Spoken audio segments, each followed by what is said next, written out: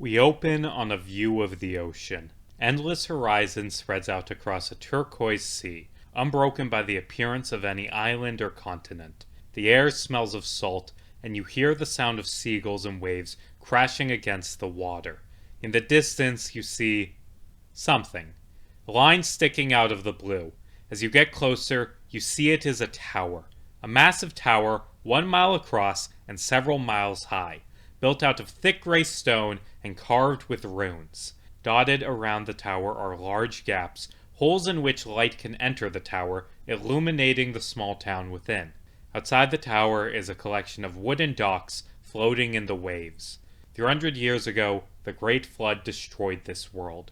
To save the mortal races from the torrent, the gods created the towers, massive stone buildings reaching to the heavens. The world outside the towers is dangerous, filled with pirates and monsters. This world is filled with darkness.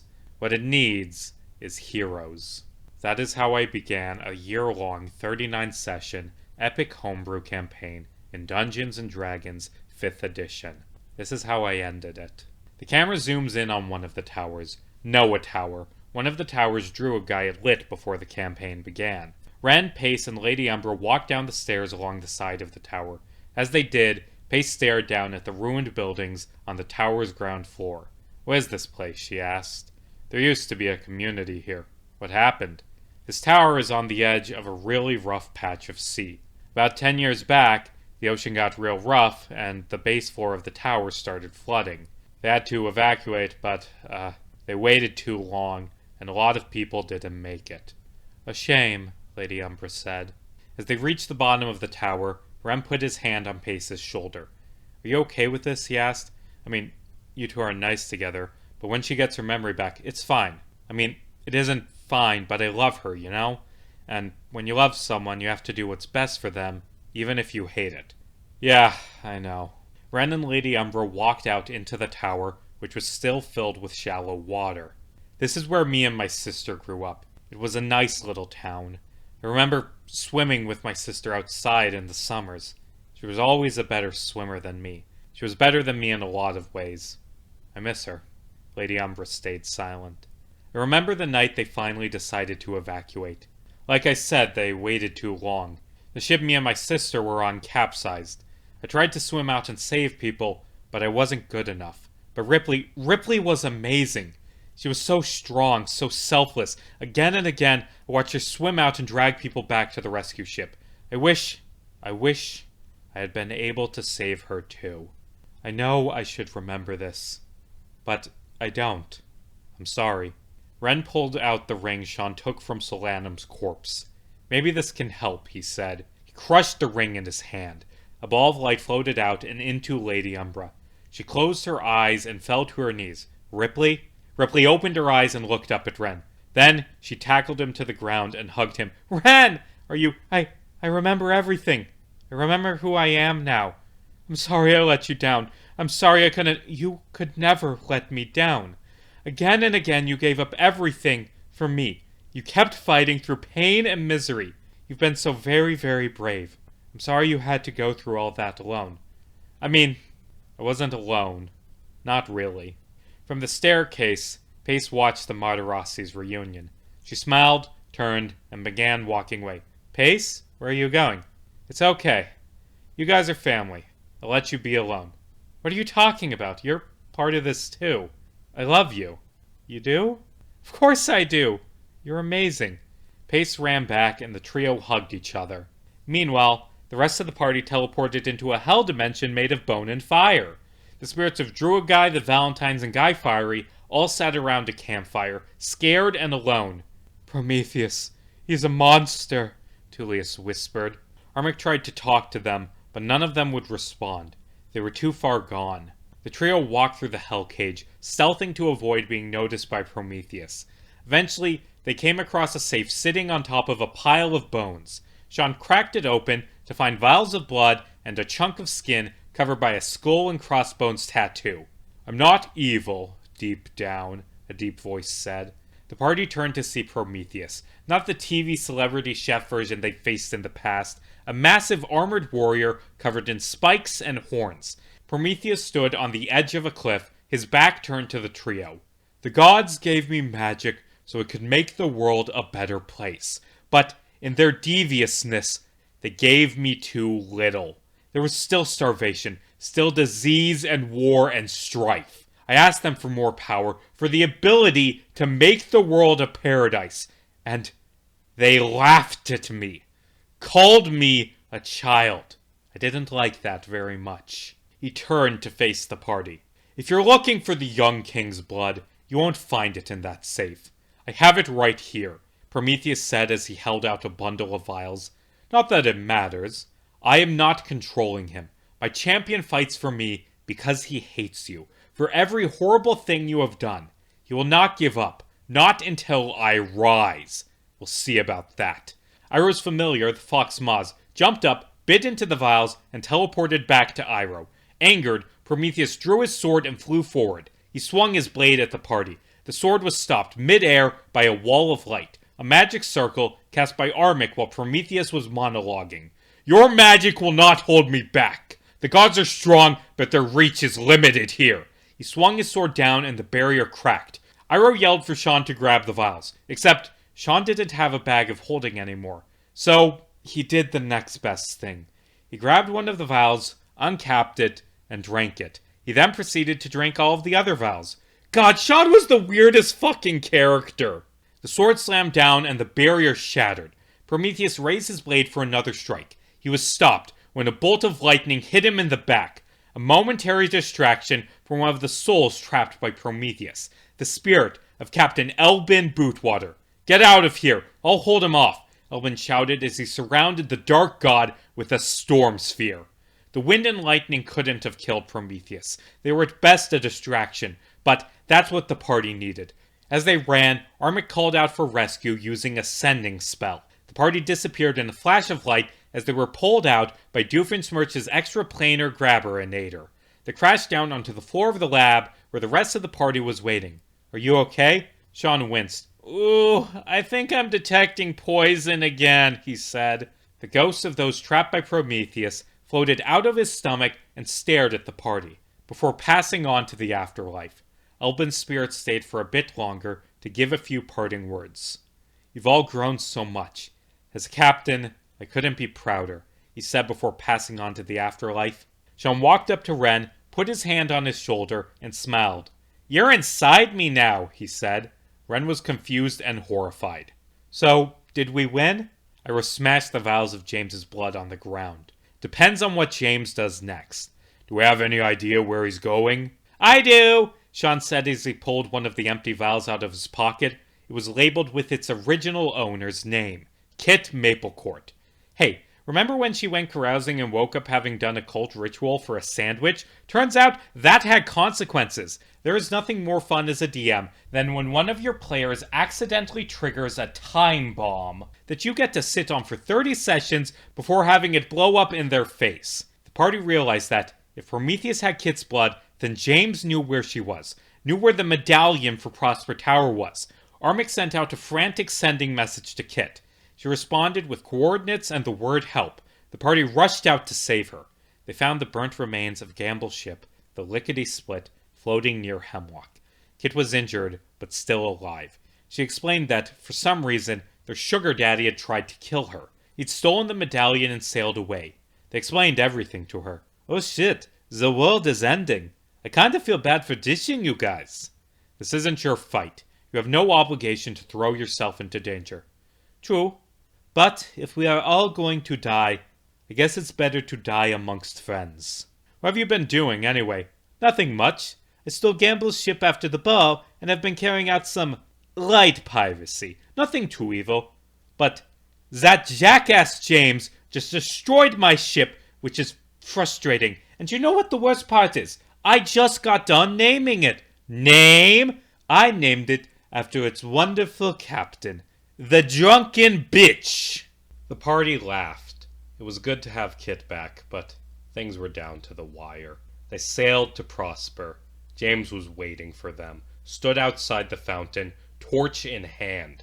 He tossed it aside and drew his sword. The fight was over quickly. A final boss he was not. He called the party vile pirate scum. Kit stabbed him in the stomach. He died. Iroh walked up to James's corpse and pulled out a diamond. He cast Revivify, the only Revivify he had the materials to cast. James gasped for air as Iroh grabbed him by the neck. "We are not your enemies," Iroh spat. "We have made mistakes, just as you have. We have done things we regret, just as you have. But we are not evil. Prometheus is. He is using you. You're a pawn. Your kingdom, all of your subjects, he's going to destroy it. What will the Royal Navy do when the ocean turns to fire?" "You're too late. I already lit the fire." Iroh let go of James and marched away. "I'm sorry," James mumbled. The party walked out to the opening in the tower's base and stared out at the horizon. In the distance, they saw a light coming from Crossroads Tower. A blinding light, brighter than the sun. Crossroads Tower exploded as a phoenix rose again. The end of the world had come. Armik prayed, but the gods didn't respond. The party decided there was only one option. Fight fire with fire, or in this case, evil with evil. Sean coughed up a chunk of skin covered by a pirate mark and taped it to Ripley's arm. Together, the party held out their arms. 7 pirate marks glowed as a storm formed over Prosper Tower. A massive bolt of lightning struck the water, and the Depths Queen burst out of the sea, revived. The marks faded away. "You are far from the people I would have liked to fight alongside. But, I suppose, desperation forces my hand as much as it has forced yours." The Depths Queen swam off. The party sailed after her. As they sailed, Sean pulled out his sword, Mother's Touch, and the 2 swords he'd taken from Jaguar. He held them together, and the blades fused together into a single, ultimate weapon. He still called it Mother's Touch. The sea boiled, and the air turned to smoke as Prometheus flew. He headed north, towards the floating city of Hemlock. A blast of light hit Prometheus in the wing, and he crashed into the water. He burst out a few moments later in his Titan form. A massive eyeball surrounded by wings stared at him. Perry hit Prometheus with every bit of power she had. It took only 3 swings for Prometheus to strike her down. A salvo of torpedoes struck Prometheus, fired from a golden submarine. The submarine, piloted by McGucket and Doofenshmirtz, transformed into a giant robot and punched Prometheus in the face. The old men hit Prometheus again and again, shaving away a decent chunk of his health, but were forced to eject when the robot began to melt. Rain fell as the Depths Queen rose from the water. She threw bolts of lightning, tidal waves, hurricane wind, every bit of storm magic she could muster. She hurt him, she did. But Odette wasn't strong enough to kill Prometheus in his risen form. Because, of course, that wouldn't have been a satisfying ending to the campaign. Prometheus arrived at Hemlock, wounded but still very dangerous. 7 adventurers stood on the edge of the docks, staring him down. A city full of people sat behind them. They would hold the line for as long as they could. I'm going to be honest with you all for a moment. I didn't take good notes when I was younger. A lot of this campaign story is just my memory, which is incomplete. I don't remember how exactly a lot of the fights went, so I fill in the gaps with what sounds cool. I embellish fights to make them sound cooler. I'm trying to capture the emotions and the triumph, not specific actions, which have been lost to time. So, if you'll permit me, I would like to embellish. Sean Stryker ran past Prometheus, slashing him across the stomach.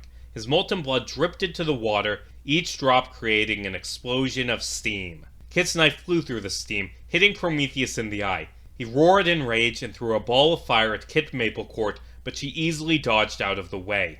Pace flew around Prometheus, getting him potshots with her crossbow. As he tried to swat her down, a tidal wave slammed into him, summoned by Armik Coldstone. Tentacles burst out of the water. The tentacles of the Depths Queen. Still alive, but badly burned. Ren and Ripley Madarasi looked at each other. Ripley nodded and they charged in. As the Depths Queen held Prometheus down, the Madarasi stabbed their swords into his chest. Prometheus screamed before exploding into a massive ball of fire. When the smoke cleared, the Madarasis were fine, teleported to safety by Maz. Prometheus was gone, finally dead, mere hours after being freed. The party caught their breath as the Depths Queen crawled onto the dock, barely breathing. She and the party shared a knowing look. Her tentacles stabbed at them as they charged in to fight her. I said I didn't know how the fight with Prometheus went, and that's true, but I do know one detail from the final battle against the Depths Queen, because after the campaign ended, the server was abandoned. I played more games with my party, but those were new games with new characters on a different server. But I still have access to that campaign. It sits, frozen in time, the last messages we typed out left as a fossil. And from those messages, I can see how it ended. I can see that Sean dodged a bolt of lightning. I can see that Armik summoned his spirit guardians and the Pace fired a pair of crossbow bolts. I can see that the Depths Queen attacked the party with her tentacles, that she grabbed them and tried to crush them. And I can see the final turn of the campaign. I can see that Sean misty-stepped out of the Depths Queen's grasp, drew his sword, and sliced through the Depths Queen's tentacles. With one final stab, it plunged Mother's Touch into the Depths Queen's heart. Iroh set fire to the Depths Queen's body. The ashes blew away in the wind. Be at peace, Odette. Then the party heard an unholy screech as the sky split open. A dozen shadowy figures with masked faces stared down at the party. Armik bowed in reverence. It seems the problem we were asked to assist with has sorted itself out. That makes things simpler. The gods waved their hands, reviving Perry. She flew up and frantically tried to explain that none of it was her fault. One of the gods held up a finger, and Perry went silent. The gods looked down at the party. Thank you for disposing of Prometheus. That's it? Excuse you? We deal with your mess, we risk our lives fighting Prometheus, and all you have is a thank you and have a nice day? Iroh, don't say something you'll regret. Honestly, I'm a little sick of you guys. You took these people, Prometheus and Odette, and turned them into monsters. You used them as pawns in some game, destroyed the world the moment things got serious, and then just left? What the hell? Iroh, please. Your anger is not misplaced. We made mistakes with this world. Although it is not completely true that we abandoned it. We left power in the hands of those with the courage to fight against evil, in the hands of men like your friend Armik. Oh, jeez, thank you for saying that. You have done us a great service. Perhaps a reward is deserved. We can undo the Great Flood, restore the world to what it once was. Or we can leave it as it is and give you what you need to rebuild. The choice is yours. It didn't take the party long to decide. We open on a blue sky filled with fluffy clouds. A dragon and her children come into view as they go for their morning flight. The camera pans down and we see nature. Endless vibrant forests, restored by the gods. We cut between a few things. We see Doof and McGucket selling magic items from their truck. We see Teal and his family eating at a new restaurant opened by Alton. We see Nilo Chicane singing to an adoring crowd. We see Gale moving his mines to a new fortress. We see Perry watching from the white void, now decorated with a floating Employee of the Month plaque. And we see Silas Westbark visiting a prison, where his son, once a king, sits in chains. We cut to a small cottage. Pace stands there making breakfast, a ring on her finger. She's retired from adventuring and is happier than she's ever been before. Her wife, Ripley, calls her outside. She wants to say goodbye before the others leave. We cut to Armik Coldstone standing in front of a church, talking to a crowd. They listen, captivated, as he tells them the history of the world, of the monsters who heard it, and the heroes who fought them. He notices the time and runs off to meet with his friends. We cut to Iroh talking to a group of children in front of a forest, explaining survival skills to them. He's become an indispensable resource in recent months. No one knows more about nature than him. He enjoys teaching. It gives him a perfect opportunity to yell at people and tell them to be better. His class over, he meets up with the others. Ren Matarasi, Sean Stryker, and Kit Maplecourt sit in a cart full of supplies. They hug their friends and say goodbye. For now, but not for forever.